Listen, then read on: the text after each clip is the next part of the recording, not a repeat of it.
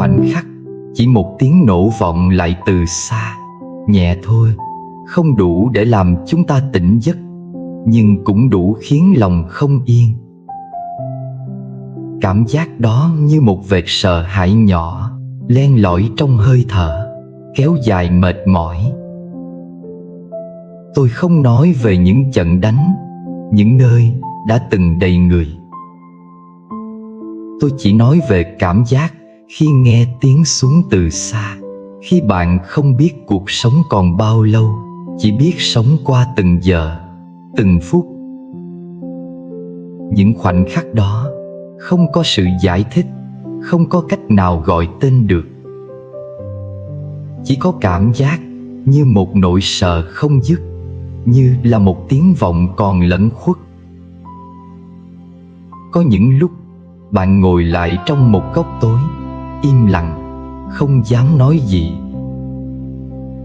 Một ý nghĩ vụt qua trong đầu, liệu những người đã ra đi kia có thể quay lại không? Lúc ấy không có lý do để than thở, cũng chẳng có gì để giải thích.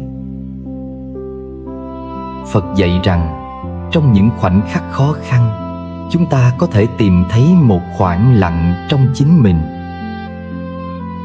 Nhưng chẳng ai có thể nói được lúc nào nỗi đau sẽ vơi đi. Chỉ có thể sống qua từng phút, từng giờ.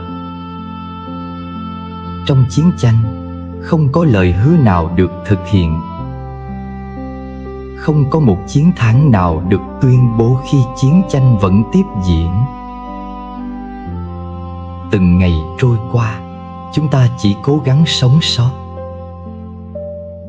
Có những khoảnh khắc chúng ta chỉ biết đứng lặng im, không hiểu vì sao lại như vậy, nhưng vẫn tiếp tục di chuyển, tiếp tục chiến đấu, tiếp tục chịu đựng.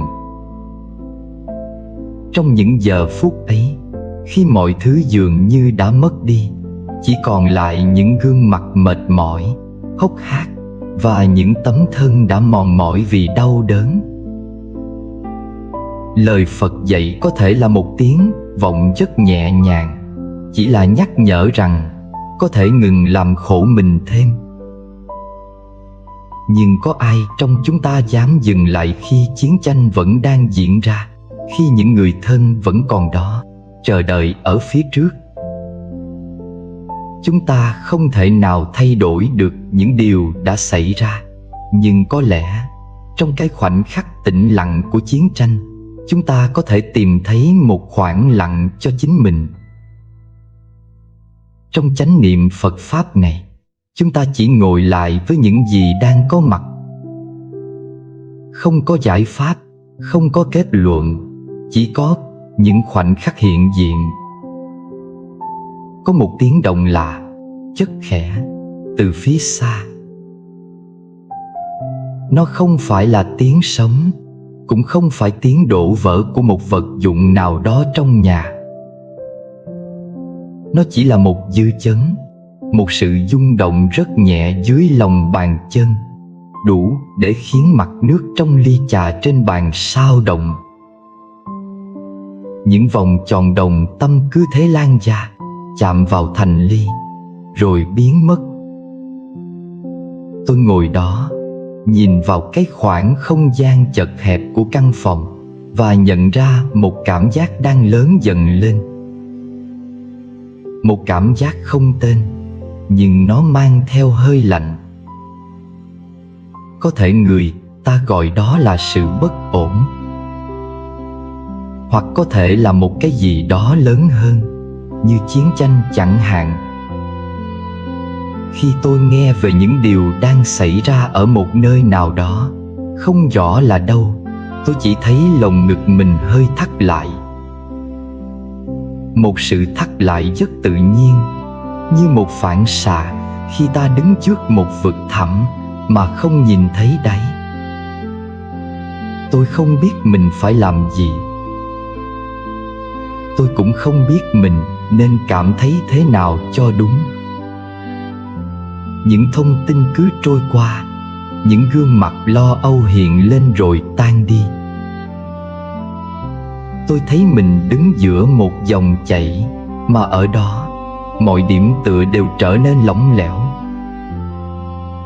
Có lúc tôi chợt nhớ đến một câu nói có lẽ đã nghe ở đâu đó trong một lần tình cờ. Phật dạy rằng mọi thứ đều đang trôi đi, không có gì là đứng yên cả. Lúc đó tôi không hiểu lắm.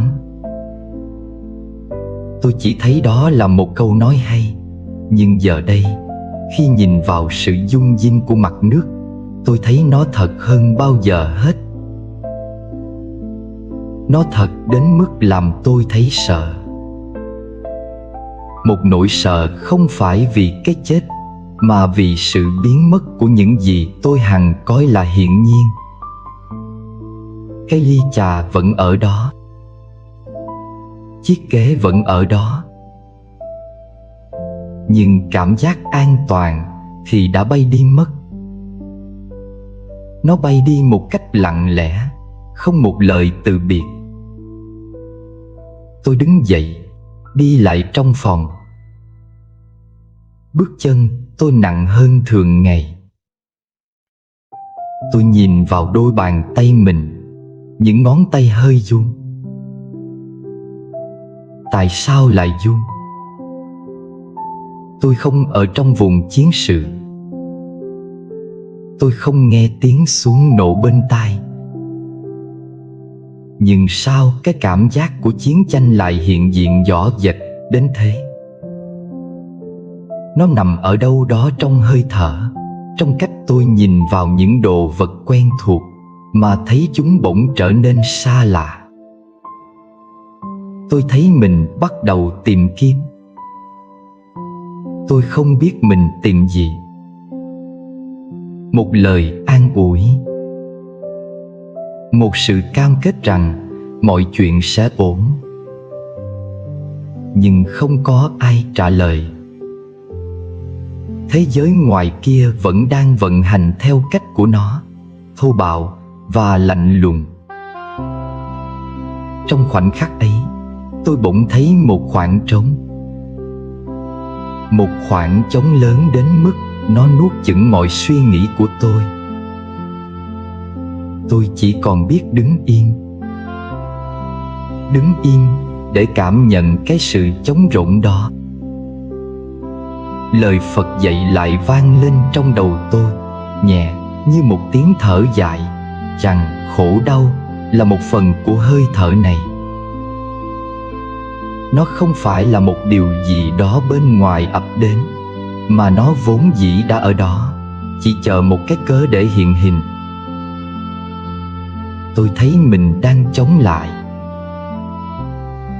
Tôi đang cố gắng đẩy cái cảm giác bất an này ra xa.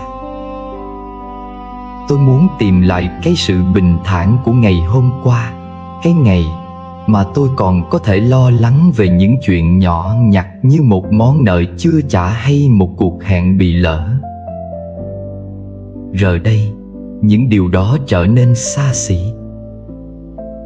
Chiến tranh, dù là ở đâu, dù là thực hay là một bóng ma trong tâm trí, nó cũng đã tước đoạt đi cái quyền được lo lắng về những điều nhỏ bé của tôi. Nó buộc tôi phải đối diện với cái sự thật trần trụi nhất, sự mong manh. Có những đêm tôi không ngủ được. Không phải vì tiếng ồn, mà vì sự im lặng. Một sự im lặng đặc quánh, giống như một áp lực đè nặng lên màng nhĩ.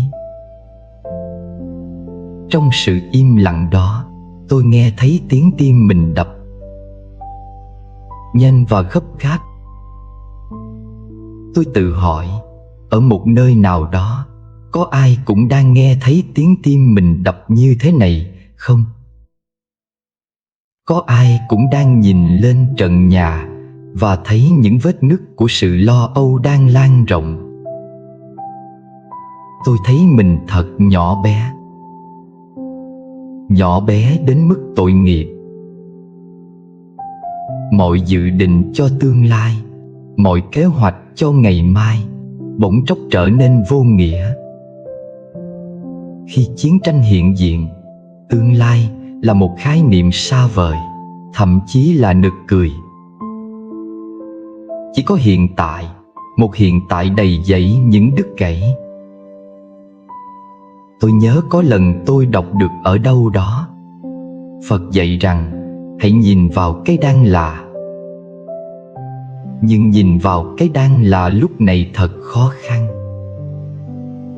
Cái đang là một cảm giác bồn chồn không dứt. Cái đang là một nỗi buồn không có hình thù. Cái đang là sự bất lực khi thấy thế giới đang vụn vỡ mà mình không thể làm gì để gắn kết nó lại. Tôi cứ ngồi như vậy trong bóng tối. Tôi không cố gắng thắp đèn. Tôi sợ ánh sáng sẽ làm hiện rõ hơn sự cô độc của mình. Tôi chỉ muốn tan vào bóng tối để không phải thấy, không phải nghe, không phải cảm nhận. Nhưng cảm giác đó vẫn ở đó. Nó không tan đi. Nó bám lấy tôi như một lớp bụi rầy, không cách nào phủi sạch. Tôi bắt đầu nhận ra rằng mình không thể chạy trốn. Càng chạy, cái bóng của chiến tranh, cái bóng của sự bất an càng dài ra. Tôi thử làm những việc bình thường nhất. Tôi nấu một bữa ăn đơn giản. Tôi lau dọn cái bàn gỗ. Tôi tưới nước cho mấy chậu cây ngoài ban công. Những hành động này vốn dĩ chẳng có gì đặc biệt, nhưng bây giờ tôi làm chúng với một sự cẩn trọng kỳ lạ. Như thể đây là lần cuối cùng tôi được làm những việc này. Tôi thấy mình đang quan sát từng cử động của bàn tay. Sự xúc chạm của da thịt với mặt gỗ mát lạnh. Tiếng nước chảy dốc rách trong chậu cây. Có một sự thật lạ lùng là khi người ta cảm thấy mất mát sắp đến, người ta bỗng trở nên trân trọng những gì đang có một cách đau đớn. Lời Phật dạy về sự vô thường bỗng nhiên không còn là một lý thuyết xa xôi. Nó là đây, trong từng hạt nước thấm vào đất, trong từng hạt bụi bay trong nắng. Nó là cái chìa khóa, nhưng không phải để mở ra một cánh cửa dẫn đến một nơi an toàn nào đó. Nó là cái chìa khóa để mở toang cái thực tại này ra, để tôi thấy rõ rằng chẳng có gì để nắm giữ. Cái cảm giác muốn nắm giữ là thứ làm tôi đau nhất. Tôi muốn nắm giữ sự bình yên. Tôi muốn nắm giữ những người thân yêu. Tôi muốn nắm giữ cái thế giới mà tôi đã từng biết. Nhưng chiến tranh nói với tôi rằng bàn tay tôi quá nhỏ. Tôi ngồi xuống sàn nhà. Cảm giác lạnh từ gạch men truyền lên da thịt. Tôi không còn cố gắng đẩy nỗi sợ đi nữa. Tôi để nó ở đó, ngay bên cạnh mình, như một người khách không mời, nhưng tôi đã quá mệt mỏi để xua đuổi. Chúng tôi cùng ngồi đó trong sự im lặng của buổi chiều tà. Có một lúc nào đó tôi nhận ra sự thay đổi. Không phải là nỗi sợ biến mất, mà là tôi không còn sợ nỗi sợ đó nữa. Tôi nhìn nó, đi nhận sự hiện diện của nó, và rồi tôi quay lại với hơi thở của mình. Hơi thở vẫn vậy, đều đặn, đi vào rồi đi ra. Nó không quan tâm đến chiến tranh. Nó không quan tâm đến những tiếng nổ hay những lời đe dọa. nó chỉ đơn giản là thực hiện sứ mệnh của mình. Phật dạy rằng trong mỗi hơi thở là một đời sống. Có lẽ đúng là như vậy. Khi tôi thở vào, tôi còn sống. Khi tôi thở ra, tôi vẫn còn đây. Giữa những cuồng phong của thế giới, cái sự thật giản đơn này là điều duy nhất tôi có thể tin cậy. Tôi không biết ngày mai sẽ ra sao. Tôi không biết liệu tiếng động khẽ khàng kia có trở thành một cơn địa chấn thực sự hay không. Tôi cũng không biết mình sẽ còn được ngồi đây bao lâu nữa. Nhưng ngay lúc này, khi tôi đang nói những lời này với chính mình, tôi thấy một sự lắng xuống.